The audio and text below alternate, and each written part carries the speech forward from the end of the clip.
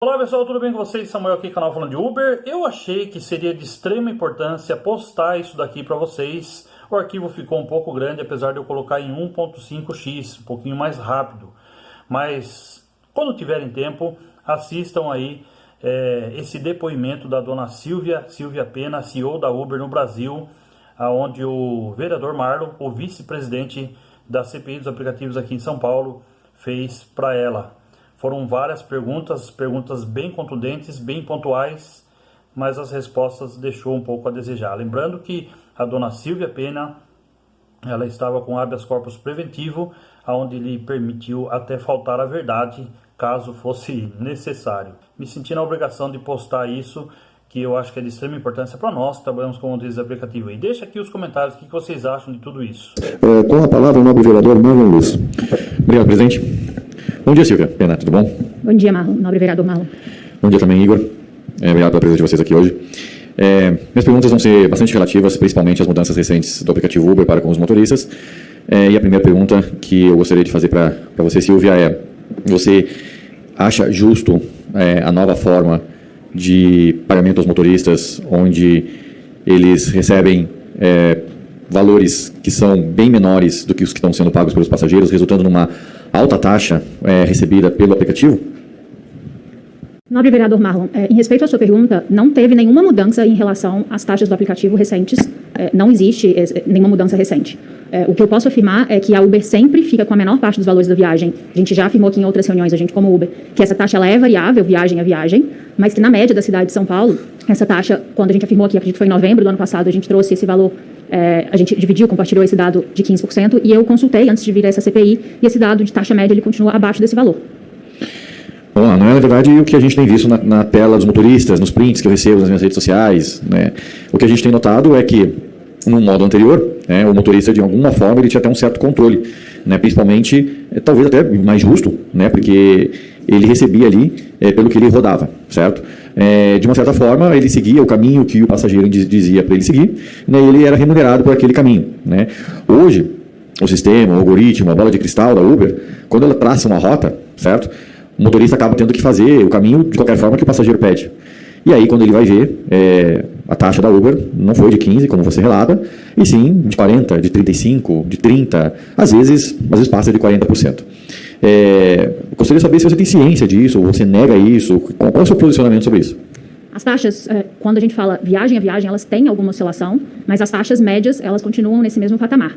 Um ponto importante sobre essa mudança que o senhor está falando, é uma mudança que ela começou a acontecer no Brasil há um pouco mais de um ano, e recentemente ela veio para São Paulo, e ela traz mais transparência para os motoristas parceiros, que antes de aceitar uma viagem, eles conseguem ver qual é o valor daquela viagem, qual é a origem, qual é o destino completo dessa viagem, e eles podem, então, qual é a distância do usuário que ele vai pegar, e eles podem, então, entender se eles aceitam ou não aquela viagem. Então, foi uma mudança que veio com o objetivo de dar mais previsibilidade aos motoristas parceiros, e não com nenhuma intenção ou com nenhuma alteração da taxa. A maior previsibilidade que você disse, Silvia, na verdade ou você vai ganhar esse tanto aqui, ou você não aceita a corrida. De fato é o que acontece. E aí o motorista não aceita. E aí toca de novo. E aí ele recebe, ou você aceita só isso aqui, ou não tem nenhuma outra opção. E aí, quando ele já não aceita a segunda, ele recebe um alerta no aplicativo dele, dizendo: olha, se você não aceitar a próxima, eu vou te deslogar e você vai ter um trabalho para logar. E aí vem mais uma oferta para ele, e ele recusa, porque não estava bom aquilo para ele também. Não era uma corrida boa para ele, ou era para um lugar perigoso. E aí ele é punido, né, tendo sua conta deslogada, muitas vezes no trânsito, rodando, né, e onde ele acaba tentando fazer o login dele novamente enquanto dirige. O que você descreve esse cenário? Como que você acha que você, Silvia, se comportaria num momento desse, atrás do volante, tendo que mexer no celular para logar sua conta, para tentar receber um chamado que faça valer a pena? Como que você entende esse deslogamento automático do aplicativo? Nobre vereador Marlon, o nosso aplicativo não tem nenhum tipo de punição por taxa de aceitação ou nenhum tipo de punição para os motoristas parceiros que não aceitam. Eles podem aceitar ou não aceitar as viagens que eles optarem por isso. Eu uso outros aplicativos, como por exemplo o Netflix. Quando eu fico muito tempo inativa, o Netflix me desloga. Então, quando acontecem não aceitações consecutivas, eventualmente, para não ter nenhuma interferência no funcionamento do aplicativo e para entender, porque muitas vezes motoristas parceiros esquecem o aplicativo ligado, ele é deslogado e automaticamente o motorista parceiro pode logar a qualquer momento. Então, é uma função que existe para usuários, existe para motoristas parceiros, é uma função que acontece dentro do sistema para preservar o funcionamento do sistema e até mesmo para entender se naquele caso não ficou esquecido o aplicativo ligado. Mas no final das contas ele acaba sendo uma punição, porque se você não oferece para o motorista corridas que são boas, que têm um preço justo, e ele é deslogado por isso, ele acaba sendo uma punição. Não há nenhum tipo de punição para motoristas conforme a aceitação. Você não considera então isso como um tipo de punição? Não há nenhum tipo de punição. Entendi. Outro dia recebi no meu Instagram uma mãe de um motorista dizendo que, poxa, meu filho bateu o carro dirigindo pela Uber. Aí eu falei, poxa, pede para ele entrar em contato comigo. Ele falou, ele está sem o celular, que o celular quebrou dele no acidente e tal. Eu queria saber se a Uber tem alguma espécie de seguro, alguma coisa. Enfim, eu insisti para falar com o motorista e a mãe estava muito preocupada com ele. E aí até que, enfim, na conta do Instagram da mãe dele, ele colocou ali, o motorista foi falar e ele tentou me explicar um pouquinho do caso. E aí ele falou que estava mexendo no aplicativo da Uber enquanto estava na hora do acidente. Eu quis entender um pouquinho melhor sobre o assunto, pedi o telefone, liguei para ele, conversei mais um pouquinho sobre o assunto, e ele disse que tinha sido deslogado, estava tentando logar novamente no aplicativo, e aí não viu que o carro da frente falhou, e bateu atrás, e, enfim, no final das contas ele estava buscando o seguro do carro, para ver se tinha algum seguro para o carro dele, né? As pessoas muitas vezes vêm recorrer a mim, né, para ter uma resposta da Uber. Até acho terrível isso quando alguém vem procurar a mim e não a Uber, porque a resposta que eu tenho que dizer, infelizmente, olha, procure a Uber, mas até onde eu sei, o que eles falam é isso. Né? Então eu pensei naquela mãe, por exemplo, que estava também não entendendo a situação que estava acontecendo com o filho dela, né, que teve seu carro, seu aplicativo deslogado e que, segundo ele, resultou num acidente. Alguém da equipe de vocês chegou a pensar que isso pode ocasionar acidentes? Nobre vereador Marlon, eu entendo que essa pergunta, na verdade, ela está fazendo algum julgamento de valor que eu não consigo trazer aqui, principalmente sobre outras pessoas ou sobre alguém do time.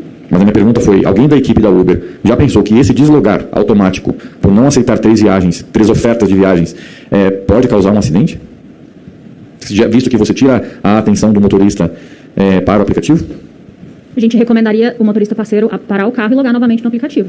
Ele pode logar a qualquer momento que ele entender. Nem sempre isso é possível. E aí ele tem que achar um lugar para parar, encostar o carro, concordo, deveria poder fazer isso. Mas o que deveria, na verdade, era não ser deslogado. Então, acho que isso é algo muito importante que deveria ser revisto pelo aplicativo, justamente porque ele atende, às vezes, a corrida ali, né? E aí ele sabe que, de alguma forma, que aquela corrida, através de outros meios, ele sabe que aquela corrida ali, na verdade, o passageiro está pagando R$50, mas ele está recebendo 30. O que você acha disso, de o passageiro pagar R$50 e o motorista receber 30? Individualmente, casos, viagens a viagens, a taxa é variável exatamente porque existem promoções para usuários, promoções para parceiros. Mas, como eu disse, em todos os casos, os motoristas parceiros recebem a maior parte do valor das viagens e o valor médio de todos os motoristas na cidade de São Paulo, ele é mais baixo do que o exemplo que o senhor citou, ele é mais baixo do que 15%. Ele varia também, mas eu puxei os dados para essa comissão do último mês. O motorista não sabe disso. O motorista não tem essa impressão, essa percepção de que é baixo, assim, perto dos 15%, como você fala. Existe algum plano da Uber em comunicar isso para o motorista de que é de 15%? A gente envia semanalmente para os motoristas parceiros um e-mail com alguns números sobre as viagens deles, inclusive a taxa média daquela semana. Esse e-mail continua sendo enviado porque ele tinha sido parado de enviar? Esse e-mail continua sendo enviado e a gente continua trabalhando continuamente para deixá-lo ainda mais transparente e atender. A gente sempre conversa com motoristas parceiros, inclusive eu sigo muitos motoristas parceiros para a gente poder entender como a gente pode melhorar as informações que a gente leva. Como esse valor que é ofertado ao motorista, com que base ele é calculado?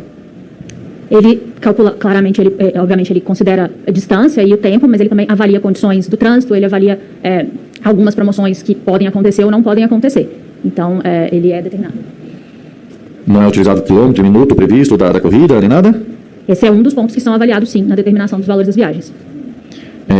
Vamos falar sobre o novo estilo de dinâmico. Né? Então, antigamente, o motorista recebia 20% a mais, 30% a mais, 100% a mais, de acordo com oferta e demanda.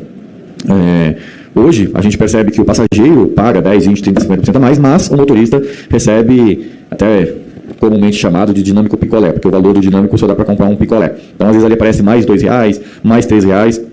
Por que esse tipo de mudança? E por que não mais esses valores que eram multiplicadores? Essa mudança ela acontece globalmente e ela foi gradual. No Brasil, há mais de um ano, algumas cidades já tinham essa mudança com esse novo preço dinâmico e a mudança em São Paulo aconteceu mais recente. E ela visa trazer mais transparência para os motoristas parceiros e mais previsibilidade. E importante ressaltar, nobre vereador Marlon, que o senhor falou dos usuários, a mudança desse multiplicador para um aditivo, ela acontece para motoristas parceiros, mas também para usuários, no cálculo do preço dinâmico também dos usuários. Os motoristas parceiros, com esse dinâmico, Quando havia o multiplicador ele era muito rápido. E muitas vezes o motorista parceiro chegava na área do preço dinâmico, ele já não conseguia aquele multiplicador mais, ou ele se deslocava e durante o tempo do deslocamento ele chegava na área e não conseguia. Com um novo preço dinâmico, esse dinâmico aditivo, uma vez que o motorista cruza essa área que existe o dinâmico, esse preço fica com ele. Então ele tem certeza do valor que ele vai receber dinâmico na próxima viagem. Isso traz mais previsibilidade. Os valores, eles são menores individualmente por viagens, mas eles acontecem mais vezes e o montante total continua o mesmo. Então, basicamente, se cobra multiplicador do passageiro, né, e a taxa é maior para poder diluir esse valor por mais tempos dinâmicos menores por mais tempo, é isso? O passageiro também tem um modelo de aditivo, não de multiplicador. Certeza? Sim. Porque tem alguns aplicativos que conseguem monitorar isso no aplicativo de passageiro e eles conseguem essa informação que o aplicativo do passageiro, na verdade, cobra ainda por multiplicador, 10, 20, 30, 40%.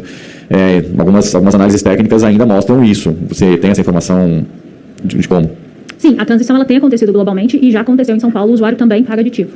Mas isso aparece no celular de quando ele vai fazer o pedido da corrida? Por exemplo, essa corrida custa R$30, mas nesse momento está custando R$30 mais R$8. Não aparece para o usuário, assim como não aparecia o multiplicador. O usuário recebe a mensagem de preços mais altos, preços um pouco mais altos ou preços mais altos. Mas o cálculo ele é aditivo, assim como o do motorista. Uma transição que vai acontecendo gradualmente e ela já aconteceu aqui em São Paulo.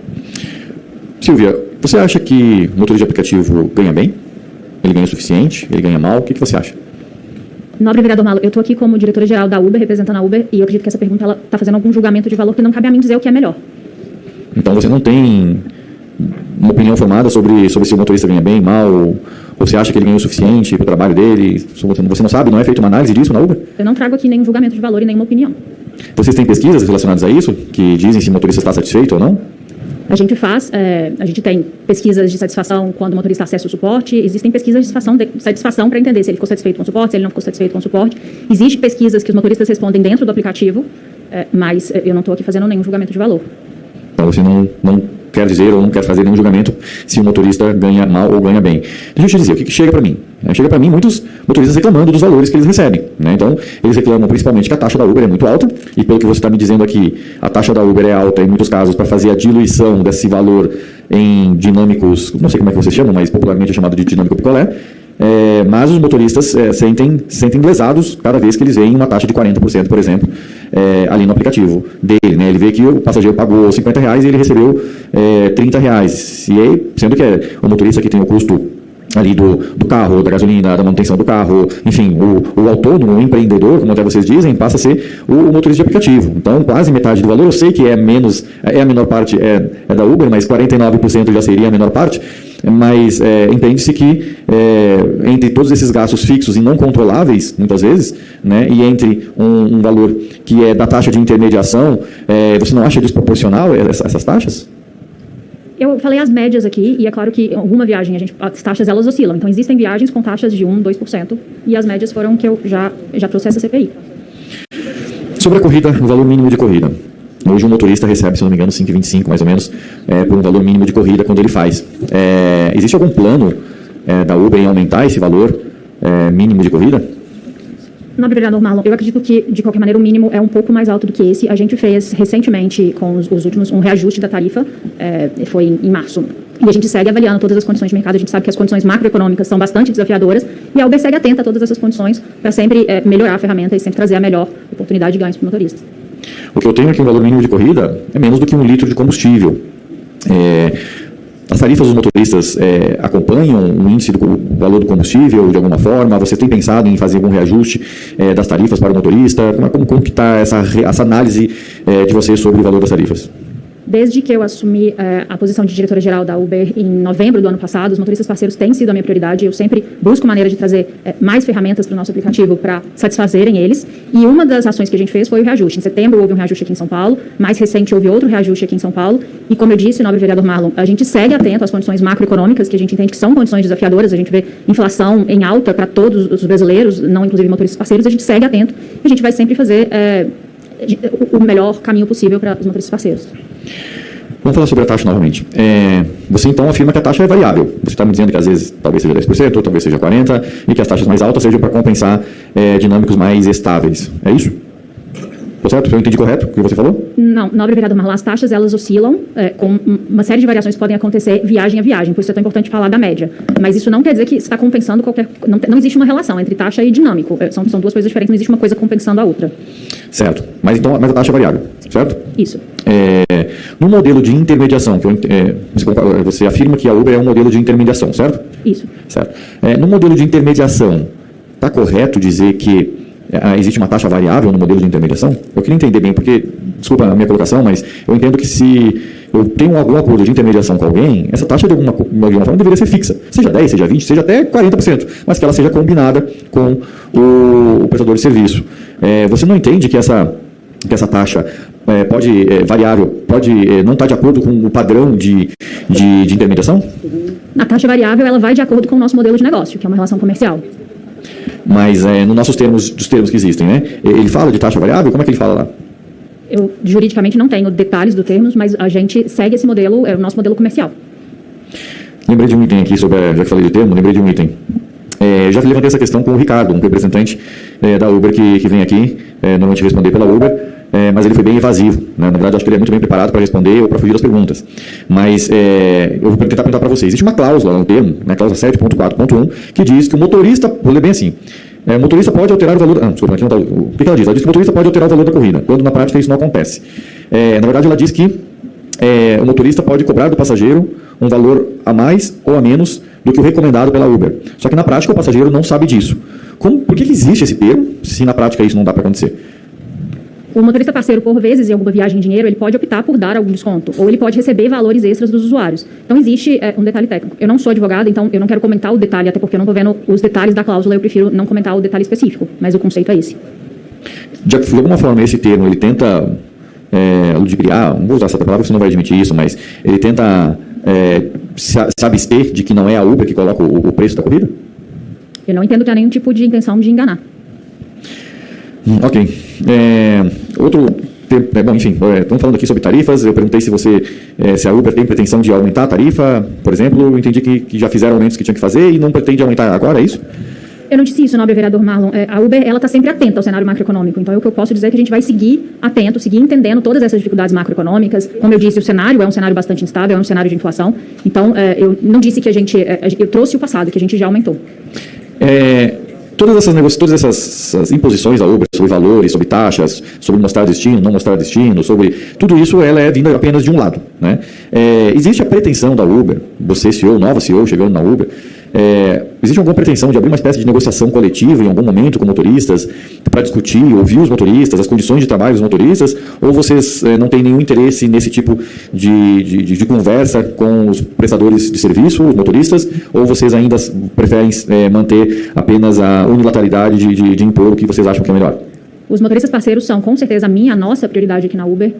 Eu assumi essa posição com a intenção de nos tornar mais próxima dos motoristas parceiros. Eu escuto frequentemente motoristas parceiros. Eu busco todos os motoristas parceiros geradores de conteúdo nas redes sociais para entender quais são as sugestões que eles têm para dar para os nossos aplicativos, para a gente poder entender quais melhorias a gente pode incorporar. E isso vai acontecer sempre. A gente vai seguir trazendo novas melhorias, sempre buscando atender motoristas parceiros e com base no feedback que eles nos dão. Você disse que acompanha as redes sociais para ver também motoristas, a situação dos motoristas, é isso? Isso. E não chega nenhum para vocês de reclamações? Como eu disse, eu acompanho as redes sociais de alguns motoristas parceiros geradores de conteúdo e eles têm bastante ponto de melhoria para o nosso aplicativo que eu levo em consideração para a gente poder avaliar como a nossa ferramenta pode seguir melhorando para esses motoristas parceiros. Então você está dizendo que você ouve esses geradores de conteúdo na internet. A Uber tem um certo relacionamento com eles para ouvir necessidades, é isso? Eu acompanho redes sociais, são redes sociais abertas, mas a gente tem um time de comunicação que recebe perguntas e consegue explicar para esses motoristas parceiros geradores de conteúdo e que também tem esse canal aberto de comunicação com todo motorista parceiro de geração de conteúdo. Simplesmente uma comunicação. Então vocês têm uma comunicação com geradores de conteúdo na internet. Alguns geradores de conteúdo colocam alguns valores até altos recebidos num dia trabalhado ou coisa parecida. Existe alguma vantagem deles por ser gerador de conteúdo e ter esses valores mais altos, uma comunicação mais estreita com vocês? Como funciona isso? Absolutamente não. O nosso aplicativo não tem nenhuma interferência, não existe nenhuma pessoalidade no nosso aplicativo, então não existe absolutamente nenhum tipo nem de pagamento, nem de ofertas diferenciadas. O que a gente tem com motoristas geradores de conteúdo são apenas canal de comunicação para esclarecer dúvidas e receber pontos de melhoria como uma oportunidade para a gente sempre seguir trabalhando na plataforma. Perfeito. Então, vocês também passam informações da Uber para esses geradores de conteúdo, isso? A gente envia informações que são enviadas para todos os motoristas parceiros. Por exemplo, o lançamento da ferramenta de destino completo, a gente enviou essa informação do lançamento para motoristas parceiros geradores de conteúdo e para todos os motoristas parceiros da nossa base. Perfeito. Estou vendo o meu colega meio agitado, acho que ele quer fazer uma pergunta. Não, Nobre, pode fazer essas perguntas. Depois está escrito Nobre Vereador Sidney Cruz. Eu também tenho algumas perguntas a fazer, eu acredito que depois o Nobre Vereador Luana, mas é um segmento depois das suas perguntas. Tá bom, eu vou fazer mais umas perguntinhas e passo a palavra para vocês, tudo bem?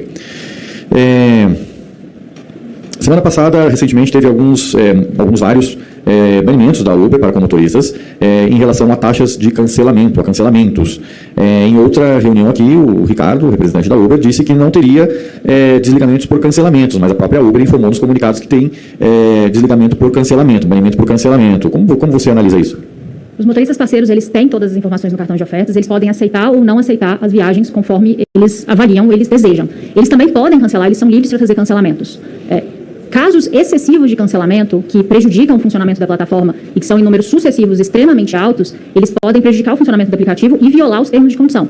Eles são livres para cancelar. Casos extremos de cancelamentos excessivos sucessivos, eles podem prejudicar, inclusive, outros motoristas parceiros e usuários. Então, motoristas que cancelam não são banidos, mas aqueles que cancelam num nível que a Uber considera extrapolante, aí eles podem ser banidos, é isso?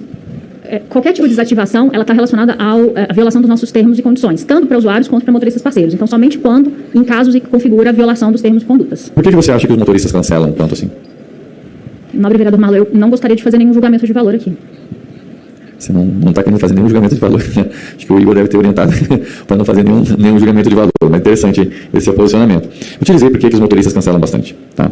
É justamente por deslogar da tela quando não aceita 3 vezes. Então o motorista fica cansado de receber propostas que ele entende que não vale a pena. E aí ele acaba aceitando para não ter que deslogar e logar de novo. Certo? E aí ele acaba atendendo para não ser deslogado e ele sabe que aquilo não é bom. E ele vai lá e cancela. Então ele faz isso para não ser punido pelo deslogamento da conta dele. Então, estou te informando que é por isso. Então, se vocês mudassem o comportamento da Uber, né, em relação a essa tela, parasse... Em outros países vocês não fazem isso. Em outros países eu já investiguei e essa tela não desloga depois de 3 chamadas. Talvez porque as ofertas sejam boas, porque o motorista vê lá, não vale a pena trabalhar nessa corrida. Mas aqui, pelo menos em São Paulo ou em vários lugares do Brasil, muitas vezes aquela corrida não vale a pena.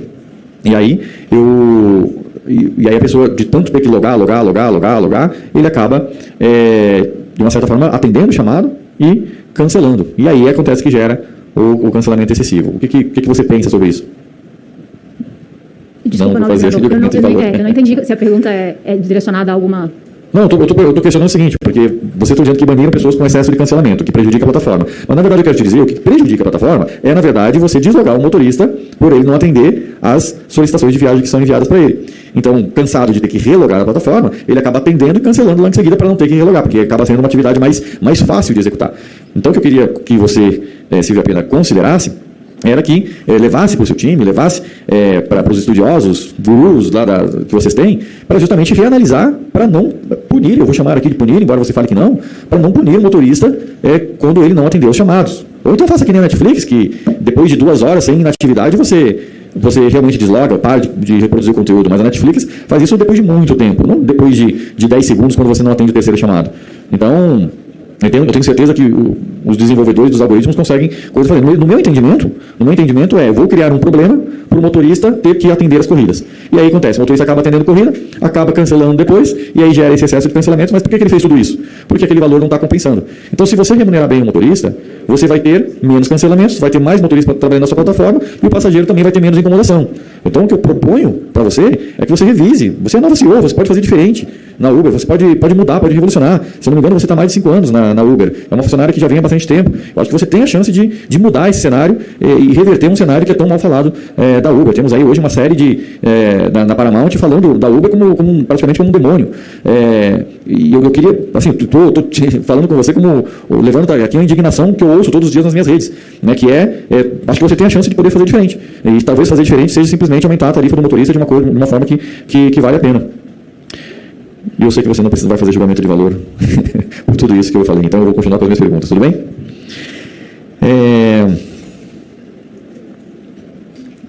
Para você, a Uber é uma empresa de transporte ou é uma empresa de tecnologia? Eu tenho que fazer essa pergunta para contar nas notas taquigráficas. Somos uma empresa de tecnologia. Vocês não consideram uma empresa de transporte que usa tecnologia? Não somos uma empresa de transporte, somos uma empresa de tecnologia. Certo. Sabe que lá no registro de vocês no INPI também diz como empresa de transporte, né? Você já deve ter sabido disso.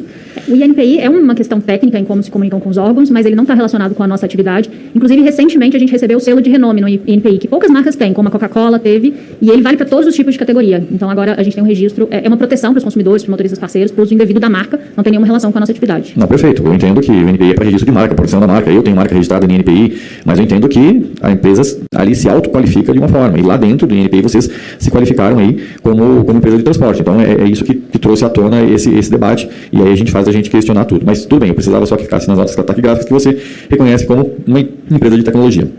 Eu tenho mais algumas perguntas agora que vai ser mais relacionado com a Chub, e aí eu já libero para vocês, meus colegas. Como funciona o seguro para o motorista parceiro da Uber?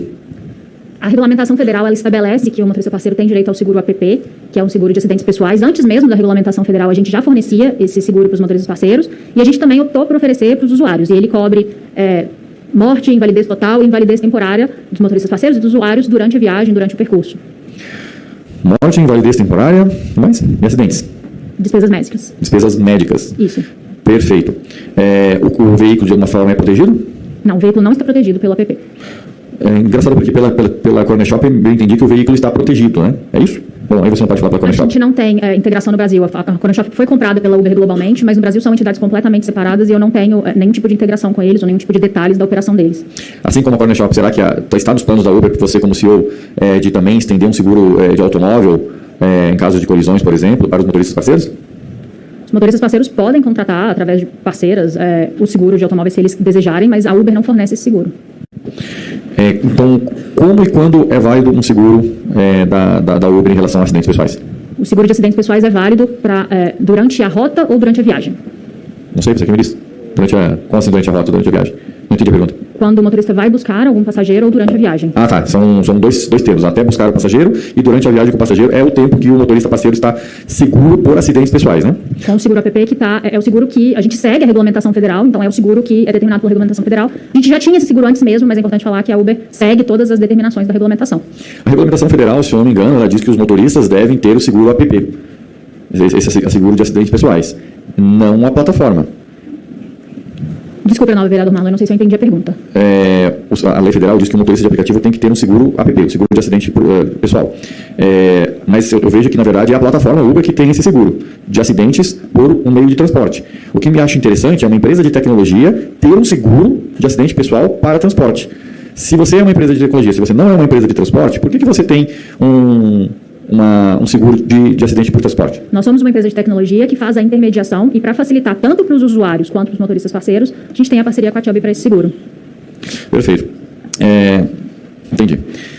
Um tempo atrás, eu já apresentei isso em uma outra audiência da CPI com o senhor Ricardo, que estava presente também, que também não entendeu a pergunta, mas eu apresentei e fiz uma ata notarial, né? Então eu pude constatar que existia uma publicidade da Uber chamando uma pessoa para ser motorista de aplicativo, né? E ao clicar nesse anúncio no Facebook, esse anúncio levava para uma página da Uber e que dizia nessa página que existia um seguro de automóvel, certo?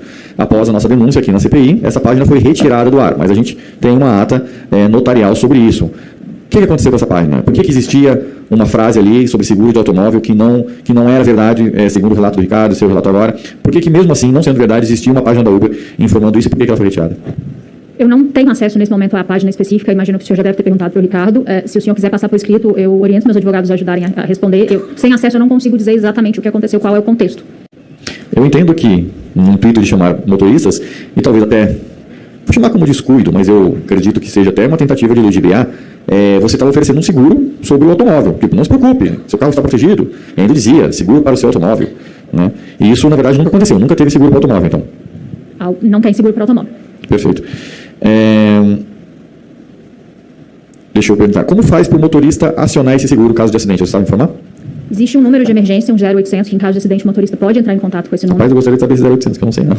Eu não tenho ele de cor, mas a gente pode fornecer para você. É um número de assistência 24 horas em caso de emergência. Esse é o número da Uber ou o número da Chubb?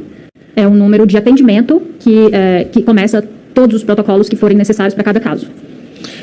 Perfeito. E aí, você sabe me dar mais detalhes sobre o seguro, como funciona? Se ele reembolsa medicamentos? Porque na prática o que eu tenho observado, e aí eu vou ser bem direto para economizar tempo, o motorista se acidenta, quebra um braço, vou dar um exemplo, quebra um braço num acidente, e aí ele vai no SUS, certo?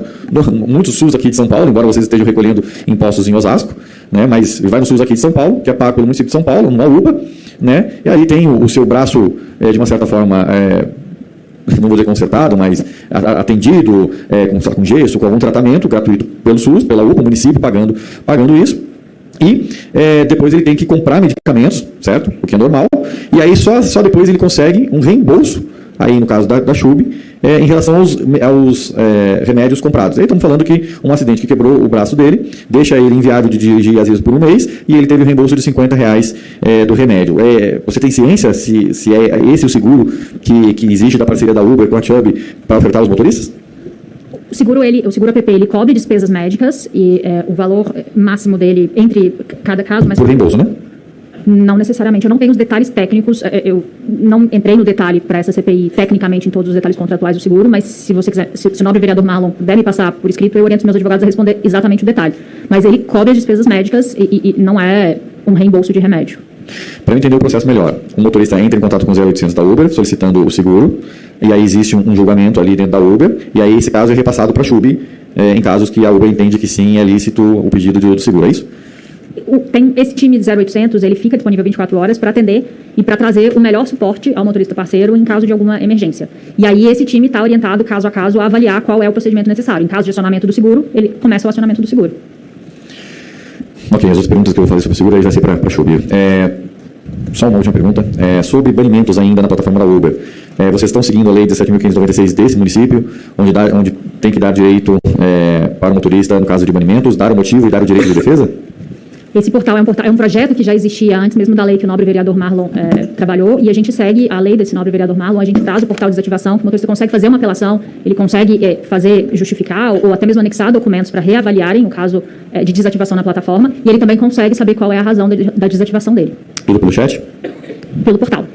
Pelo qual? Pelo portal de apelação? No Audit aquele? Não, eu posso pedir para o meu advogado compartilhar com você o endereço do portal, mas tem um portal que ele consegue fazer esse acesso e fazer solicitações. Gostaria que vocês pudessem mandar isso até 7 dias, por favor, advogado Igor. Até então, eu tenho visto motoristas tentando fazer essa defesa pelo próprio chat no aplicativo. Então, existe um portal que você consegue fazer essa defesa, é isso? Isso.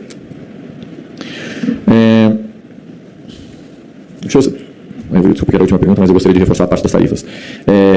Você entende que o motorista é um profissional autônomo? O motorista é um profissional independente, é um parceiro independente da plataforma e ele contrata a gente. E ele contrata a Uber pelo preço que a Uber quer pagar? Existe uma taxa de intermediação variável. Que é o preço que ela quer pagar. Isso? O nobre vereador Marlon tá bom. Vou entrar na outra pergunta, a última pergunta dessa vez eu prometo, sobre pagamento de indicações de motoristas.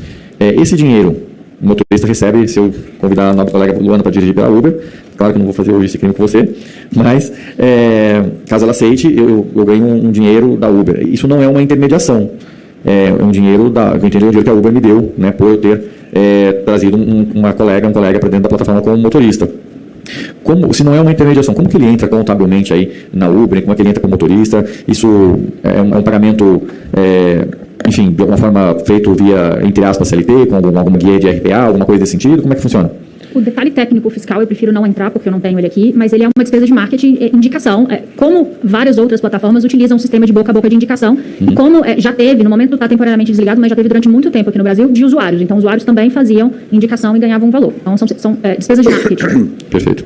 Eu não tinha visto, a galeria encheu, algumas pessoas chegaram aí, tem algumas plaquinhas. Se eu levantar as plaquinhas todas, eu consigo ver. Então, ter sido ali fim do picolé, que eu acho que é o dinâmico barato que existe, pelo fim das taxas abusivas. Está escrito: Silvia, essa tarifa é de dar pena. Precisamos de reajustes, não somos escravos. Valorizem seus parceiros. Aumento de tarifas já. Reajuste de tarifa já. Fim da taxa abusiva, 50% não. Fim dos banimentos injustos. E até um Silvinho aumenta minha tarifa. Só estou lendo o que está lá em cima, para deixar. Por subir até um ali, acorda. A gente não quiser levantar aquele. Aumenta minha tarifa. Estou lendo ali porque me parece ser uma indignação dos motoristas que estão. Então, gostaria de deixar claro, Silvia, que eu acho que você, como nova CEO da Uber, pode fazer uma gestão diferente. Vai ser uma gestão que não é aquela que a gente vê na série ali da Amazon Prime, do Paramount, que fala mal do como os motoristas são maltratados pela Uber. Acho que você, Silvia, tem uma responsabilidade grande, uma oportunidade muito grande. E eu sei que você é cobrado por resultado, pelo Dara ou por qualquer outra pessoa lá do QG da Uber, mas de verdade, acho que você tem uma chance de fazer as coisas diferentes e, enfim, mudar essa situação de reclamações de parceiros, reclamações de passageiros reclamam bastante, do atendimento até, da qualidade dos carros, o motorista não consegue pagar uma boa manutenção do carro por conta da tarifa baixa. Enfim, eu acho que você tem a chance e se eu fosse você, eu aproveitaria bem essa chance para fazer algo diferente. Por hoje é só, muito obrigado, Silvia, muito obrigado, Igor. Passo a palavra para o presidente.